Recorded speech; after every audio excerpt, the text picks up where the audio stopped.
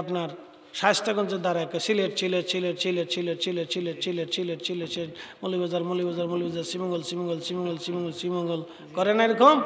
তো দেখবেন হ্যাঁ ঘুমায় ঘুমায় শ্রীমঙ্গল শ্রীমঙ্গল শ্রীমঙ্গল শ্রীমঙ্গল শ্রীমঙ্গল শ্রীমঙ্গল আল্লাহ সারাদিনে শ্রীমঙ্গল শ্রীমঙ্গল করছে, ঘুমায় ঘুমায় শ্রীমঙ্গল শ্রীমঙ্গল শ্রীমঙ্গল শ্রীমঙ্গল শ্রীমঙ্গল শ্রীমঙ্গল। সারাদিন যেটা জিকির করছে রাত ভরে হেঁটে জিকির করে। আমি বাসায় গেলে মাঝে মধ্যে ওয়াজ করি, ঘুমাই ঘুমাই ওয়াজ করি, কারণ আমার স্ত্রী তো মাঝে মধ্যে কি ব্যাপার দেশে যায় ওয়াজ করো আবার ঘরের ভিতরে ঘুমাই ঘুমাই দিয়ে ওয়াজ করো। আমাকে সারাদিন সারা জীবন আমি তো এটাই করলাম। তো এই জন্য আল্লাহ ঘুমাই ঘুমাই ওয়াজ করায়। এই জন্য যত বেশি জিকির করবেন জিকির কল্ব জিন্দা হয়ে যাবে, মরণের সময় আসার সাথে জিকির অটোমেটিক চালু হয়ে যাবে। আল্লাহ আল্লাহ আল্লাহ আল্লাহ নারায়ে তাকবীর নারায়ে রিসালাত। এখন আখিরাতের তুলনায় আমরা কতটুকুন সময় পৃথিবীতে বেঁচে থাকি এটা একটা পরিসংখ্যান আসুক। আল্লাহ কোরআনের এক আয়াতে ওয়াজ করলেন, তা'রুজুল মালাইকাতু ওয়ার রূহু ইলাইহি ফি ইয়াউমিন কানা মিকদারুহু 50 আল্লাহু আকবার 50,000 সানা। দুনিয়ার 50,000 বছর এক এক সেকেন্ড করে। মনোযোগ দিবেন, আমার কথা ডিপলি শুনতে হয়। এক এক সেকেন্ড, এক সেকেন্ড যদি চলে যায় সেটা কি আর আপনি কখনো ফিরে পাবেন? 60 সেকেন্ড পার হলে 1 মিনিট। 1 মিনিট যদি আপনার জীবন থেকে চলে যায় আর কি কোনোদিন পাবেন? আচ্ছা, এক মিনিট করে 60 মিনিটে 1 ঘন্টা। 1 ঘন্টা যদি জীবন থেকে চলে যায় আপনি কি আর কোনোদিন পাবেন? আহা, আমরা আর কোনোদিন পাবো না। এই জন্য বুজুর্গ যারা ছিলেন, আল্লাহর ওলি যারা ছিলেন, তারা সময়কে নষ্ট করতেন না। যারা আল্লাহর ওলি ছিলেন, আল্লাহর মেহবুব ছিলেন, তারা সময়কে নষ্ট করতেন না, কাজে লাগাইতেন। আমাদের দেশে কিছু পোলাপান আছে, মানুষ আছে ভাবো ঘুরে খালি ঘুরে বেড়ায়, আছে না ভাই? ওরা সময়টাকে নষ্ট করে, ওরা বুঝে না সময়ের মূল্যটা, ওরা বুঝে না। এক মিনিট করে 60 মিনিটে 1 ঘন্টা, এক ঘন্টা করে 24 ঘন্টায় দিন ও রাত। একটা দিন একটা রাত চলে গেলে আর কি কখনো ফিরে পাবেন? আহা, সম্ভব না, কখনোই সম্ভব না। তো এক দিন করে 365 দিনে একটা বছর। জীবনের একটা বছর চলে গেলে আর কি কখনো ফিরে পাবেন? আর পাবেন না। তো খুব মনোযোগ দিন। তো এক বছর করে মানুষ কত বছর বাঁচে? কেউ 30, কেউ 25, কেউ 1 বছর, কেউ 6 মাসও বাঁচে, 1 মাসও বাঁচে, কেউ 60 বছর। 60 বছর পার হওয়ার পরে যে জীবন আসে, এই জীবনকে আর জীবন মনে করা যায় না। এটা একটা বৃদ্ধ জীবন, অসুস্থতার জীবন। এটা একটা বৃদ্ধ জীবন, অসুস্থতার জীবন। এটার আর কোন জীবন মনে করে না। শেষ জীবনের কিচ্ছু নেই, এটা আর জীবনের আর কিচ্ছু নেই, শেষ। এই জীবনের কোনো মূল্য নেই। তো মনোযোগ দেন, 60 বছর যদি পার হয়, 60 বছরকে 50,000 বছর দিবে। বুঝাইতেছি আবার, আমাদের জীবন গড় আয়ু বাংলাদেশে, আফজল ভাই তো ঠিক আছে, ফোনে কথা হবে। হ্যাঁ, ওই 60 বছর আমাদের জীবন। বাংলাদেশের গড় আয়ু এখন বর্তমানে 65 বছর। এই আমার দিকে তাকান, খুব মনোযোগ দিয়ে। এই 60 বছরের জীবন পেয়ে আমরা কত মারামারি, কারাকারি, ফারাফারি, লাঠালাঠি, পিটে গুতাগুতি করতেছি। কথা ঠিক আছে না ভাই? মনোযোগ দেন। আল্লাহর কোরআন বলতেছে, দুনিয়ার 50,000 বছর এক জায়গা করলে যত বড় হবে, হাসরের একটা দিন হবে তত বড়। আবার হিসাব করি, এক সেকেন্ড করে 60 সেকেন্ডে 1 মিনিট হয়। একটা মিনিট জীবন থেকে চলে গেলে আর কখনো আপনি ফিরে পাবেন না। আমার জীবনের 40টা বছর পার হয়ে গেল। 40 বছরের ভিতরে আমি 16টা বছর শুধু কাটিয়েছি মাহফিলে মাহফিলে। 40 বছরের 16 বছর কাটাই দিছি মাহফিলে মাহফিলে মাহফিলে। 16টা বছর জীবনের অনেক কাজ করতে গেছি, হয় না। ব্যবসা করতে গেছি, হয় না। চাকরি করতে গেছি, হয় না। সেনাবাহিনীর অফিসার পদে চাকরি হয়েছিল, মা যেতে দেয় নাই। বিএনসিসি করার পরে আমি একজন বিএনসিসি ক্যাডেট, তো কমপ্লিট করার পরে আমাকে চিঠি পাঠালো যে তুমি ফিট, তো চলে আসো, চাকরি দিয়ে দেবো তোমাকে। সেনাবাহিনীর তো অফিসার পদে, বুঝতে পারতেছেন। প্রথম হলো সেকেন্ড লেফটেন্যান্ট, এই পদে প্রথম ইনভলভ করতে হয়। তা আমার ইন্টারমিডিয়েট শেষে বললো যে তুমি চলে আসো। এক অফিসার আমাকে ইনভাইট করলো, তুমি চলে আসো, তোমার ফিট আছে, তুমি সব দিক দিয়ে একবারে কমপ্লিট ফিট। বুঝতে পারতেছেন আমার চেহারার দিকে, তো বুঝতে পারছেন আমি সম্পূর্ণ ফিট। তো মা বললো যে না, তোমার যেতে পারবে না। মা কারণ কি? এত বড় সুবর্ণ সুযোগ। তো বলতেছে তোমার আব্বার জীবনের ইচ্ছা ছিল তোমাকে আলেম বানাবে। তোমার আব্বা আমাকে ওসিয়ত করে গেছে তোমারে দরবারের মাদ্রাসায় পড়ানোর জন্য। তোমার আব্বার ওসিয়ত মানতে হবে, ওইখানে যেতে হবে। তো ঠিক তাই। তো ওখানে যাওয়ার পরে দীর্ঘদিন আমার কয়েকটা বছর কাটলো। তারপরে আল্লাহ পরিবর্তন। তো যাই হোক, এটা আমাদের ইচ্ছার উপরে থাকে না। জীবনের অনেক কাজ করতে গেছি, কোনো কাজে হয় না, শুধু এই কাজে হয়, শুধু এই কাজে হয়। তো হয়তো আমার আব্বার কোনো দোয়া ছিল, কোন দিনের দোয়া হয়তো আব্বার মঞ্জুর হয়েছে যে আমার এই একটা সন্তানকে তুমি আল্লাহ আলেম বানাও। তো মঞ্জুর হয়েছে, সেই মঞ্জুরের কারণে আমার দুনিয়ার যত দিকে যাই কোনো দিকই হয় না। তো শেষ পর্যন্ত এই দিকেই হয়েছে। তা আমি সিদ্ধান্ত নিয়েছি যেহেতু কোনো কিছু হয় না, তাহলে এদিকে হয়, তাহলে এদিকেই যাই চলে, আর কি করার আছে। তো জীবনের 16 বছর শুধু মাহফিলে মাহফিলে চলে গেল।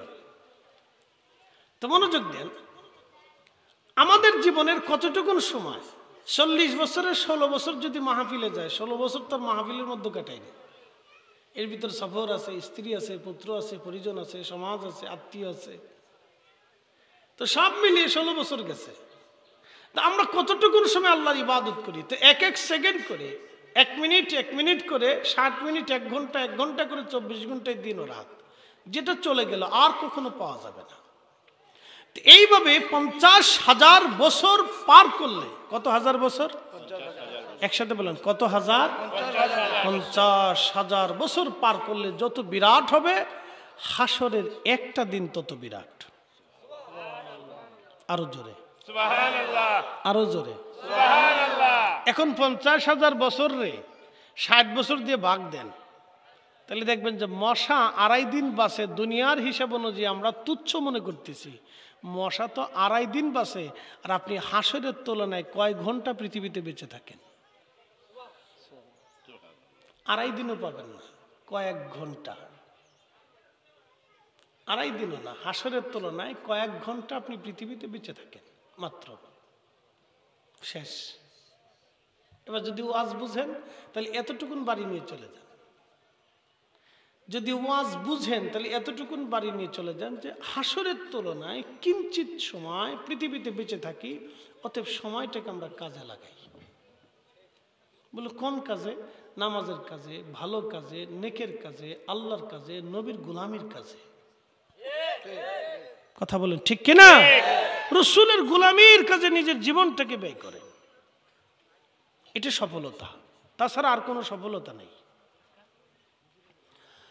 প্রিয় উপস্থিতি, খুব মনোযোগ দিবেন, এটা হচ্ছে সফলতা, এছাড়া আর কোনো সফলতা নাই পৃথিবীতে, এটা ছাড়া আর কোনো সফলতা নাই। কে দিল? আমার দিছেন? খেয়ে দিছে? মাশাআল্লাহ, আপনি দিছেন? মাশাআল্লাহ, বালা বালা, আতর দিলে বালা, ও আজ আবার ঘুরে যাবে না আতর দিলে। আল্লাহর নবী বললেন আমার কাছে 3টে জিনিস প্রিয়। 1 নম্বর নামাজ, 2 নম্বর আমার স্ত্রীগণ, 3 নম্বর সুগন্ধি। জোরে বলেন সুবহানাল্লাহ। 3 নম্বর কি? সুগন্ধি। আপনার তো আতর লাগাবেন না, খাবেন খালি বিড়ি। এটা টাললে শরীর দেখালি এটার গন্ধ কয়। কি কথা কর না কে মনে গেছে না, যাদের অভ্যাস হয়ে গেছে। হাসরের তুলনায় আমরা কয়েক ঘন্টা পৃথিবীতে বেঁচে থাকি, তার মানে মশার জীবনটাকে আমরা তুচ্ছ মনে করলেও হাসরের জিন্দেগি অনুযায়ী আমাদের জীবন অনেক বড় তুচ্ছ, অনেক বড় তুচ্ছ জীবন, অনেক বড় তুচ্ছ জীবন। এই জীবন নিয়ে পারাপারি, মারামারি, কারাকারি, লাফালাফি, গুতাগুতি এগুলি করে কোনো ফায়দা হবে না। সফলতা হলে এক জায়গা, আল্লাহর গোলামি, নবীর গোলামির মধ্যে সফলতা।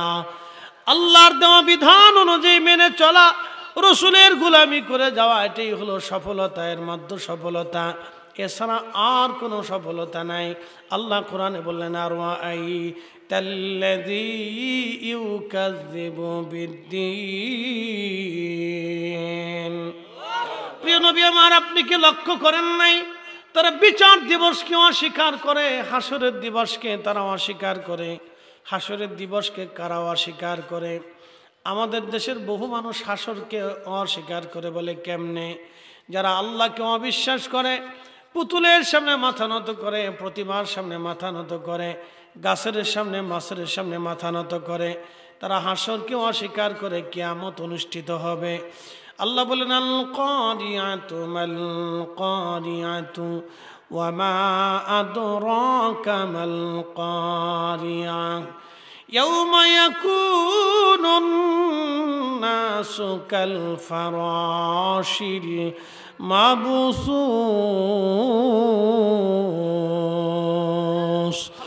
ওয়া তাকুনুল জিবালু কাল আইনিল মানফুস। একবার জোরে বলা যাবে কি আল্লাহু আকবার? আল্লাহ ডাক দিয়ে বলেন, হাবিব, আল কারিয়া, মহাপ্রলয়, মহাপ্রলয়, মহাপ্রলয় কি আপনি জানেননি? আল কারিয়াতু মাল কারিয়া, মহাপ্রলয়, মহাপ্রলয় আপনি জানেন কি? ওমা আদরাকা মাল কারিয়া, আপনি কি জানেন মহাপ্রলয় কি? ইয়াউমা ইয়াকুনুন নাসু কাল ফারাশিল মাবসুস। নবীগণ, নবীজি, এমন মহাপ্রলয়, আল্লাহ মানুষগুলি বিক্ষিপ্ত পতঙ্গের মতো ছোটাছুটি করতে থাকবে। আপনি দেখবেন আগুন জ্বালানোর পরে, চেরাগ জ্বালানোর পরে পোকাগুলি একবার চেরাগের মধ্যে আসে, আবার বের হয়, আগুনের মধ্যে লাফ দেয়, চলে যায়, ছোটাছুটি করতে থাকে, দৌড়াদৌড়ি করতে থাকে। আপনি দেখবেন কোনো কবুতরের দলের মধ্যে যে কবুতর ধরতে গেলে কবুতর ছোটাছুটি করতে থাকে। আল্লাহ বলেন, ইয়াউমা ইয়াকুনুন নাসু কাল ফারাশিল মাবসুস। সেই দিন মানুষগুলি বিক্ষিপ্ত পতঙ্গের মতো হাসরের ময়দানে ছোটাছুটি করবে, মানুষগুলি বিক্ষিপ্ত পতঙ্গের মতো দৌড়াবে। আহা, কত কঠিন হবে সেই দিন। নবীজি বললেন, এই দৌড়াদৌড়ির সময় মহিলাদের গর্ভ বাচ্চা যদি থাকে 3 মাসের বাচ্চা খালাস হয়ে যাবে। যদি 6 মাসের হয়, ডরে মহিলাদের বাচ্চা পেট থেকে বের হয়ে যাবে। যুবক সেই দিন বৃদ্ধ হয়ে যাবে ভয়ে, কাঁচা চুলগুলি সেই দিন সাদা হয়ে যাবে ভয়ে।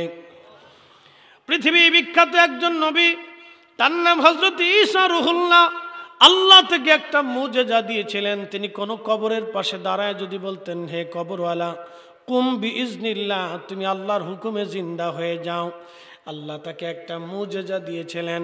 কোনো কবরের পরে যায় যদি বলতেন, হে কবরওয়ালা, কুম বিইজনিল্লাহ, আল্লাহর হুকুমে জিন্দা হয়ে যাও, সাথে সাথে কবর থেকে মানুষটা উঠে একেবারে জিন্দা হয়ে মানুষের আকৃতি নিয়ে দাঁড়াইয়া হযরত ঈসা নবীর সাথে কথা বলতো এবং ঈসা নবীর উম্মতের সাথে কথা বলতো। একবার জোরে বলা যাবে কি আল্লাহু আকবার? এটা হযরত ঈসা নবীর মুজিজা, কিন্তু আমাদের নবীর মুজিজা নবীজি মরাকে জিন্দা হতে বলেন নাই। আমার রসুলের প্রেমে প্রেমে প্রেমে মরা কাঠ, মানুষ না মরা কাঠ, মরা কাষ্ঠ নবীর প্রেমে জিন্দা হয়ে কান্না করত। জোরে বলেন আল্লাহু আকবার।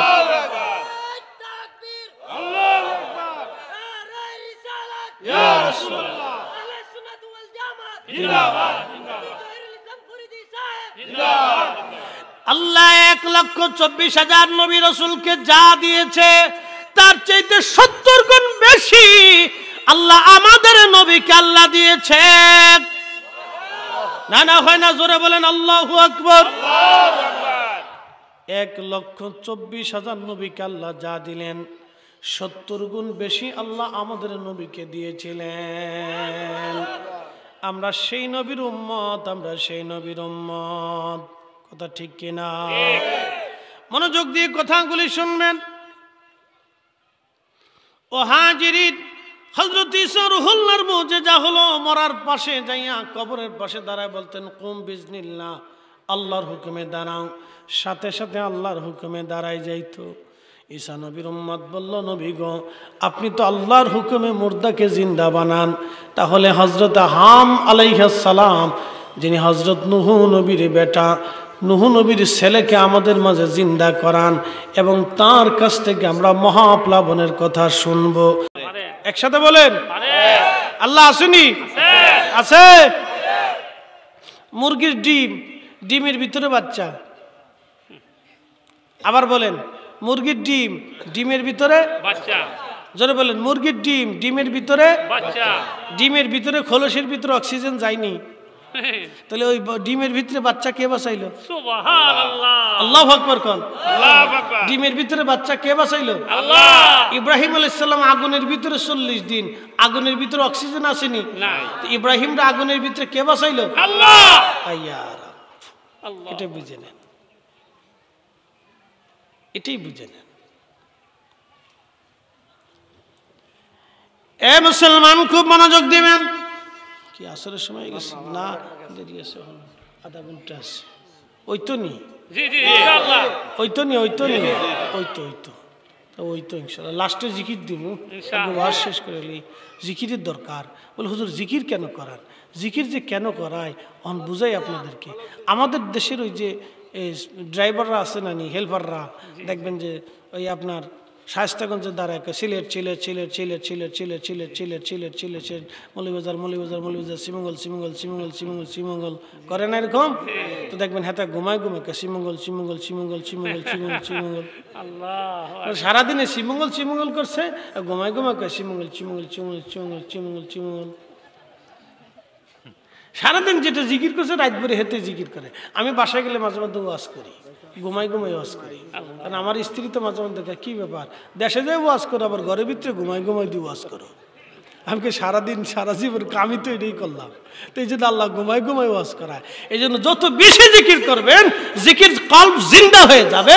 মরণের সময় আসার সাথে জিকির অটোমেটিক চালু হয়ে যাবে। আল্লাহ আল্লাহ আল্লাহ আল্লাহ আল্লাহ। নারায়ে তাকবীর, নারায়ে রিসালাত, ইয়া রাসূল, কোরআন সুন্নাহর আলো, ঘরে ঘরে আল্লাহর জিকিরের আলো, ঘরে ঘরে সাইলগার সুন্নি মাহফিল সম্মেলন জিন্দাবাদ, আল্লামা ফরিদি হুজুর জিন্দাবাদ। জিকির দরকার আছে কিনা? নাই। অধিক পরিমাণে আল্লাহর জিকির। জোরে বলেন কার জিকির? আল্লাহ। فَإِذَا قَضَيْتُمُ الصَّلَاةَ فَاذْكُرُوا اللَّهَ قِيَامًا। নামাজ শেষ করেছ, আল্লাহর জিকির করো। কার জিকির? আল্লাহ। নামাজ পড়ে কার জিকির? আল্লাহ। আল্লাহর নবী সাহাবীরা নামাজের পরে জিকির করতেন। সহিহ বুখারীতে কিতাবুল আযকারে হযরত ইবনে আব্বাস রাদিয়াল্লাহু আনহু বলেন, আন্না রাফা'আস সাউত লিযিকরিহি ইয়ানসারিফুন নাসু মিনাল মাকতুবা কানা আলা হাদিন নবী সাল্লাল্লাহু আলাইহি সাল্লাম রাবাহুল বুখারী। একবার জোরে বলেন না মারহাবা। হযরত ইবনে আব্বাস বলেন, নবীজির জামানায় সাহাবীরা ফরজ নামাজের পরে জোরে জোরে জোরে জোরে জিকির করতেন। নবীজির জামানায় ফরজ নামাজের পরে সাহাবীরা জোরে জোরে জোরে জোরে জিকির করতেন। নবীজির জামানায় সাহাবীরা জোরে জোরে ফরজ নামাজের পরে জোরে জোরে জিকির করতেন। একবার বলা যাবে কি মারহাবা? আস্তে আস্তে না জোরে জোরে? জোরে বলেন, আস্তে না জোরে জোরে? আস্তেও জিকির করলে জিকির হয় কার? মনে মনে জিকির করলে জিকির হয় কার? জোরে জোরে জিকির করলে জিকির হয় কার? আল্লাহর। আল্লাহর। এই জন্য জিকির করবেন। খালি মাহফিলে এসে করবেন তা না, বাড়িতে করবেন, মাগরিবের পরে করবেন, ফজরের পরে করবেন। এই ঘুমেন না, এই জোহরের সময় ঘুম আসে, এটা আমি জানি, এটা ঘুমের টাইম। আল্লাহ রসুলের সারা জীবনের আদত ছিল দুপুরের খানা গ্রহণ করার পরে নবীজি একটু বিশ্রাম করতেন। মারহাবা করলেন না? জোহরের খানা গ্রহণ করার পরে আল্লাহ রসুল কি করতেন? একটু বিশ্রাম করতেন। কারণ আরব তো প্রচন্ড গরমের এলাকা, প্রচন্ড গরম। ইয়া রাব্বি, আমার চোখের সামনে এই বছর এক হাজি হিট স্ট্রোকে ছটফট করে মরে গেল আরাফাতের মাঠে। ইয়া আল্লাহ, তাহলে আপনি বুঝেন যে কি গরম। চোখের সামনে মরে গেল, হিট স্ট্রোকে ছটফট করে পরে মরে গেল। এই যে আমার ভাই 12টা বছর ছিল আরবে, মরুভূমির ভিতরে ছিল। যে কি মজা আসে তা উনি জানে, দারুণ মজা। মজার জায়গা, খুব মজার জায়গা, মরুভূমি খুব মজার জায়গা। কিতা মজা আসে। আমার ভাই সাহেব বালা করে জানি আসছে, মজা করে কয় বাপরে বাপ কি প্রচন্ড কষ্ট। ইয়া রাব্বি, পানিও নাই, সময় নেই। এ মুসলমান, মনোযোগ দিয়ে কথাগুলি শুনবেন। হাজরাতে হাম যখন হযরত ঈসা রুহুল্লাহর সামনে দাঁড়িয়ে গেল, ঈসা রুহুল্লাহ ডাক দিলেন, হাম তুমি তো মহাপ্লাবন দেখছো? বলে হ্যাঁ আল্লাহর নবী। তুমি কি আমাকে চিনছো? বলে হ্যাঁ চিনছি, আপনি ঈসা রুহুল্লাহ, আল্লাহ ষষ্ঠ সত্যনিষ্ঠ নবী, আপনি আল্লাহ রসুল। ও হাম, আপনি তাহলে বলেন আপনি কি ইন্তেকালের সময়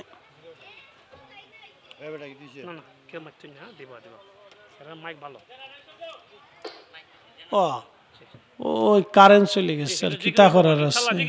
একটু লা ইলাহা ইল্লাল্লাহ, লা ইলাহা ইল্লাল্লাহ, লা ইলাহা ইল্লাল্লাহ, লা ইলাহা হাসবি রাব্বি জাল্লাল্লাহ, মা ফি কলবি গায়রু নূর মুহাম্মদ সাল্লাল্লাহু, নূর মুহাম্মদ সাল্লাল্লাহু, লা ইলাহা ইল্লাল্লাহ, লা ইলাহা ইল্লাল্লাহ, লা ইলাহা ইল্লাল্লাহ, আল্লাহ আল্লাহ আল্লাহ আল্লাহ আল্লাহ আল্লাহ আল্লাহ আল্লাহ আল্লাহ, জবান খুলে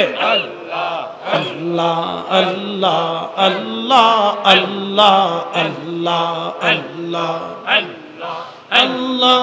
তোমার লীলা খেলা কেউ বোঝে কেউ বোঝে না, যাহা আল্লাহ আল্লাহ আল্লাহ খেলা কেউ বোঝে কেউ বোঝে না, যাহা আল্লাহ আল্লাহ আল্লাহ আল্লাহ আল্লাহ।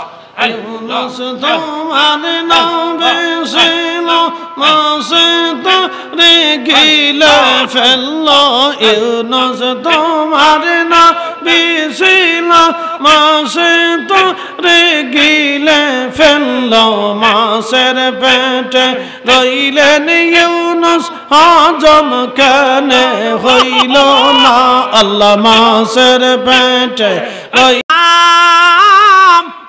তোমার ইন্তেকালের সময় চুলগুলি কি সাদা ছিল না কাঁচা ছিল?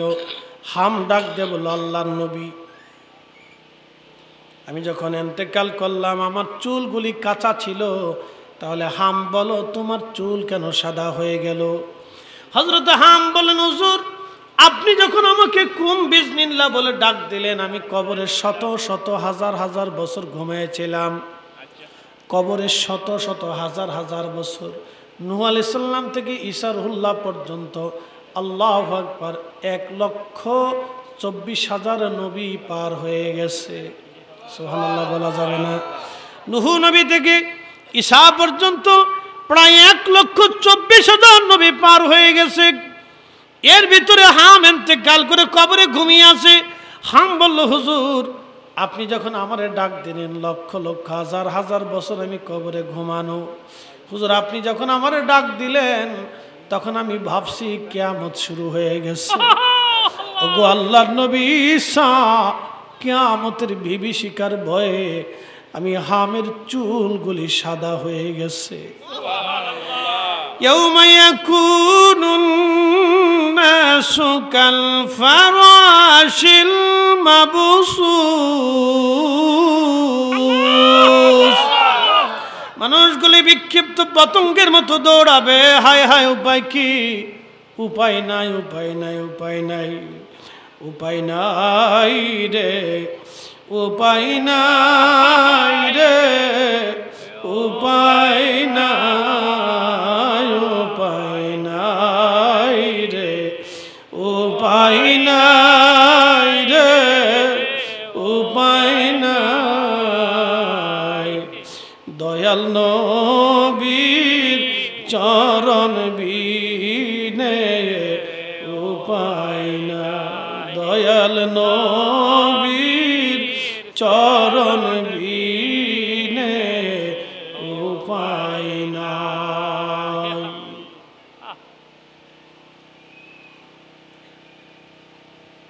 সিরিয়ার কোন এক মসজিদে হযরতে আবু হুরায়রা রাদিয়াল্লাহু আনহু হাদিস বর্ণনা করতেছিলেন। এক রাবী বর্ণনা করেন, আমি আবু হুরায়রা রাদিয়াল্লাহু আনহুর পাশে বসলাম। হাদিস বর্ণনা করার পরে সব মানুষ চলে গেল, আমি একা বসে আছি। আমি তাকে জিজ্ঞেস করলাম, হে আবু হুরায়রা, আপনি রসুলের সাহাবী? বলে হ্যাঁ। তাহলে দয়া করে নবীর একটা হাদিস আপনি আমাকে শোনান, যেটা আপনি সরাসরি নবীর কাছ থেকে শুনেছেন। হযরত আবু হুরায়রা রাদিয়াল্লাহু আনহু তিনি বললেন, হ্যাঁ আমি তোমাকে নবীজির পবিত্র জবানের একটা হাদিস শোনাবো, কিয়ামতের একটা বিভীষিকার বর্ণনা তোমাকে শোনাবো সেই দিন। এই কথা বলে হযরত আবু হুরায়রা চিৎকার মেরে তিনি অজ্ঞান হয়ে গেলেন। কিছু সময় পরে ওনার হুঁশ ফিরে আসলো, চোখটা মুছে তিনি আবার বললেন, হ্যাঁ তোমাকে একটা হাদিস শোনাবো, আমার রসুলের পবিত্র জবান থেকে শুনছি, কিয়ামত সম্পর্কে তোমাকে একটা হাদিস শোনাবো। এ কথা বলার পর আবু হুরায়রা আবার চিৎকার দিয়ে অজ্ঞান হয়ে গেলেন। কিছু সময় পর আবার হুঁশ ফিরে আসলো। হুঁশ ফেরার পরে বলেন, হে আল্লাহর বান্দা, তোমাকে একটা হাদিস শোনাবো। আমি আমার রসুলের কাছ থেকে হাদিস শুনেছি, কিয়ামতের কঠিন দিবসের কথা শুনছি, তোমাকে হাদিস শোনাবো। এই কথা বলে চিৎকার মেরে সে আবার অজ্ঞান হয়ে গেল। আবার হুঁশ ফেরার পরে হযরত আবু হুরায়রা বললেন, ও আল্লাহর বান্দা, কিয়ামতের ময়দানে আমার আল্লাহ পাক রব্বুল আলামিন সর্বপ্রথম 3 শ্রেণীর মানুষদেরকে ডাক দিবে। সবার প্রথমে 3 শ্রেণীর মানুষকে ডাক দিবে। 1 নম্বর আল্লাহ কারিকে ডাক দিবে, কারি। 2 নম্বরে আমার আল্লাহ রব্বুল আলামিন ডাক দিবে ওই যে ব্যক্তি দুনিয়াতে দান করত, দানশীল, এই ব্যক্তিকে আল্লাহ ডাক দিবে। 3 নম্বর আল্লাহর পথে জিহাদকারীকে আল্লাহ রব্বুল আলামিন ডাক দিবে। আল্লাহ সর্বপ্রথম কারিকে ডাক দিবে, ও কারি, তোমাকে আমি কোরআন শরীফ শিখিয়েছিলাম। বলে, হ্যাঁ ইয়া রব, আপনি আমাকে কোরআন শিখিয়েছিলেন। হে কারি, তুমি আমার রসুলের উপরে বর্ণিত নাজিলকৃত কোরআন তোমাকে শিক্ষা দিয়েছিলাম, তুমি কোরআন শরীফ তেলাওয়াত করেছিলে। বলে, হ্যাঁ ইয়া রাব্বি, আপনি আমারে কোরআন শিখিয়েছিলেন, আমি কোরআন তেলাওয়াত করতাম, কোরআন পড়তাম। তখন আমার আল্লাহ বলবে, হে কারি, তুমি কোরআন কেন পড়তা, কি জন্য তুমি কোরআন তেলাওয়াত করতা? বলে, রাব্বি, আমি কোরআন পড়তাম মানুষকে শোনানোর জন্য, যাতে মানুষ কোরআনের বিধানগুলি জানে, কোরআনের আইনগুলি জানে, আপনার কথাগুলি মানুষ জানতে পারে। তখন আল্লাহ বলবেন, কারি না, তুমি মিথ্যা বলছো। তখন সমস্ত ফেরেশতারা বলবে, হ্যাঁ তুমি মিথ্যা বলেছ। আল্লাহ বলবে, হে আমার বান্দা, মানুষ যাতে তোমাকে দুনিয়াতে প্রশংসা করে তুমি অনেক বড় কারি, অনেক বড় বক্তা, অনেক বড় আলেম, অনেক বড় বিরাট বড় শিক্ষক, অনেক বড় দায়ী, মানুষ যাতে তোমাকে প্রশংসা করে সেই জন্য তুমি এই কোরআনগুলি পড়তা, এই জন্য মানুষকে কোরআন শরীফ শোনাইতা। দুনিয়াতে মানুষ তোমার প্রশংসা করেছে, তুমি অনেক বড় কারি, অনেক বড় আলেম, অনেক বড় বুজুর্গ, দুনিয়ার মানুষ তোমাকে প্রশংসা করছে, তুমি দুনিয়ার মানুষের প্রশংসা পাওয়ার জন্য এগুলি করছো। দেখবেন এইগুলি করছো, হো আমার বান্দা, অতএব দুনিয়াতে তুমি এইগুলি পেয়ে গেছো, আমি আল্লাহর দরবারে আর তুমি কিছুই পাবা না। এরপরে রব্বুল আলামিন যেই ব্যক্তি আল্লাহর পথে দান করে, আমার আল্লাহ ওই ব্যক্তিকে ডাক দেবে, হে আমার বান্দা, তোমাকে অনেক সম্পদ দিয়েছিলাম। বলা, হাই ইয়া রাব্বি, আপনি আমরা অনেক সম্পদ দিয়েছিলেন, সম্পদগুলি তুমি কোন কাজে ব্যবহার করছো? বলে, আল্লাহ তোমার পথে আমি দান করছিলাম। আল্লাহ বলবে, তুমি মিথ্যা বলছো। ফেরেশতার বলবে, হ্যাঁ আল্লাহর বান্দা তুমি মিথ্যা বলেছ। হে বান্দা, তুমি মানুষ যাতে তোমাকে সমাজসেবক বলে, মানুষ যাতে তোমাকে অনেক বড় দানশীল বলে, মানুষ যাতে তোমাকে দানবীর বলে, তুমি সেই জন্য তুমি দান করেছ। তুমি আমি আল্লাহর সন্তুষ্টির জন্য করো নাই, তুমি মানুষের প্রশংসার জন্য তুমি করেছ। হে আমার বান্দা, দুনিয়াতে মানুষ তোমার প্রশংসা করেছে, আহা বান্দা, আমি আল্লাহর কাছে তুমি কিছুই পাবে না, তুমি চলে যাও। আল্লাহ পাক ওই মুজাহিদকে ডাক দিবে যে শহীদ হয়ে গেছে, হে আমার শহীদ, তুমি কেন শহীদ হয়েছ বলো? বলে, ইয়া রব, আপনি আমাকে শক্তি দিয়েছিলেন, আমি আপনার পথে জিহাদ করে আমি শহীদ হয়েছিলাম আপনার দ্বীন জমিনে বাস্তবায়ন করার জন্যে। আল্লাহ বলবে, না, মানুষ যাতে তোমাকে বীর বলে, বীর যুদ্ধ বলে, বীর শ্রেষ্ঠ বলে, বীর বিক্রম বলে, সেই জন্য তুমি যুদ্ধ করেছ, জিহাদ করেছ, শহীদ হয়েছ, মানুষ তোমাকে বীর শ্রেষ্ঠ, বীর বিক্রম, বীর যোদ্ধা বলেছে। অতএব আমি আল্লাহর কাছে তুমি কিছুই পাবা না, তুমি চলে যাও, আমি আল্লাহর কাছে তোমার কোনো মূল্য নাই। হযরত আবু হুরায়রা রাদিয়াল্লাহু আনহু বলেন, আল্লাহর নবী বলতেছিলেন, আবু হুরায়রার হাঁটুর মধ্যে নবী থাপ্পড় দিয়ে বলেন, আবু হুরায়রা, সর্বপ্রথমে আমার আল্লাহ এই 3 শ্রেণীর বান্দা দিয়া আল্লাহ জাহান্নামের আগুন চালু করবে। সর্বপ্রথম এই 3 শ্রেণীর ব্যক্তি দিয়া আমার আল্লাহ তার জাহান্নামের আগুন চালু করবে, আগুন শুরু করবে। যারা এখলাসবিহীন, নিয়তবিহীন, শুধু দুনিয়াতে আমল যারা করে। আপনি নামাজে দাঁড়াইছেন, নামাজ পড়তেছেন, চিন্তা করলেন আমি যদি সুন্দর মতো নামাজ না পড়ি তাহলে মুরব্বীরা কি বলবে, গ্রামবাসী কি মনে করবে। মানুষের চিন্তায়, মানুষের ভয়ে যখন আপনি নামাজ পড়বেন, তখন আপনার মানুষের ভয় আসলো, আপনি আল্লাহর ভয়ে নামাজ পড়েন নাই। সমাজের সবাই নামাজে, আপনি নামাজ পড়লেন না। না কারেন্ট নিচে গা আইব ইনশাআল্লাহ আইব। সমাজের ডরে, সমাজের ভয়ে আপনি নামাজে দাঁড়িয়েছেন, আপনি সমাজকে ভয় করেছেন, আল্লাহকে ভয় করেন নাই। কথা ঠিক আছে না ভাই? আমাদের দেশের নামাজ তো কয়েক ধরনের নামাজ। একটা নামাজ আছে বতরে নামাজ। বলে বতরে নামাজ কি? শুধু জুমার দিনে নামাজ পড়ে, বাকি দিনগুলি আর খুঁজে পাওয়া যায় না। এই কথা কথা জোরে বলেন, জোরে বলেন। এর ভিতরে অনেক মুসল্লি আছে শুধু জুমা পড়ে, আর পড়ে না। কিতারে হাসুসকে শুধু জুমা পড়ে আর নামাজ পড়ে না। এটা ফাওয়াইলুল লিল মুসাল্লিন আল্লাযীনা হুম আন সালাতিহিম সাহুন, তারা তাদের নামাজে উদাসীন। আল্লাযীনা হুম ইউরাউন, তারা মানুষকে দেখানোর জন্য নামাজ পড়ে। কথা ঠিক আছে না? নাই কারে দেখানোর জন্য পড়ে? বিয়াই নামাজ, বিয়াই নতুন বাইতে সে নামাজ না পড়লে বিয়াই কি কইব, ওই জন্য নামাজ পড়ে। তাহলে বিয়ের ভয়ে নামাজ পড়ে, আল্লাহর ভয়ে যায় নাই। আর এক নামাজ আছে রাজনৈতিক নামাজ, নির্বাচন আসলে টুপি মাথায় দিয়ে দেয়, সারা বছর মুইতে পানি লয় না। কি কথা কন না কে?